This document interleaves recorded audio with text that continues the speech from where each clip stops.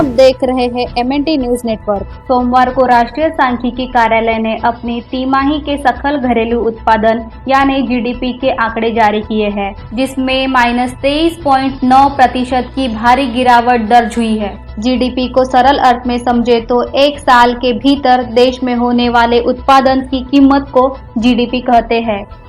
इसमें निर्यात होने वाली वस्तुओं की कीमत भी शामिल होती है। GDP में गिरावट यानी देश में होने वाले उत्पादन में कमी आई है, साथ ही साथ उत्पादनों की बिक्री भी घट गई है। GDP से देश की आर्थिक सेहत का पता चलता है, इसीलिए इसे देश का विकास दर कहा जाता है। देश की GDP कम होना मतलब देश में गरीबी और बेरोजगारी का बढ़ना माना जाता है। 40 साल में यह सबसे बड़ी गिरावट है। इतना ही नहीं, 24 साल में पहली बार वृद्धि दर नकारात्मक हुआ है। इसके पीछे कोरोना संकट को बताया जा रहा है, लेकिन महामारी से पहले ही भारतीय अर्थव्यवस्था लड़खड़ा रही थी। लॉकडाउन की वजह से अर्थशास्त्रियों ने GDP में 18% गिरावट होने का अंदाज लगा लिया था, लेकिन GDP अनुमान से भी नीचे लुढ़क गई है। अगली तिमाही में वृद्धि दर नकारात्मक रहा तो देश भारी मंदी की चपेट में आ जाएगा।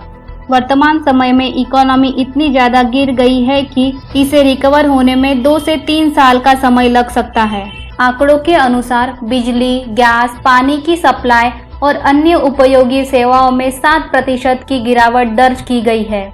इसके अलावा व्यापार, होटल, यातायात, संचार और प्रसार से जुड़ी अन्य सेवाओं में 47% की गिरावट दर्ज की गई है। अगर GDP बढ़ रही है तो इसका मतलब यह है कि देश आर्थिक गतिविधियों के संदर्भ में अच्छा काम कर रहा है और सरकारी नीतियां जमीन स्तर पर प्रभावी साबित हो रही है और देश सही दिशा में जा रहा है।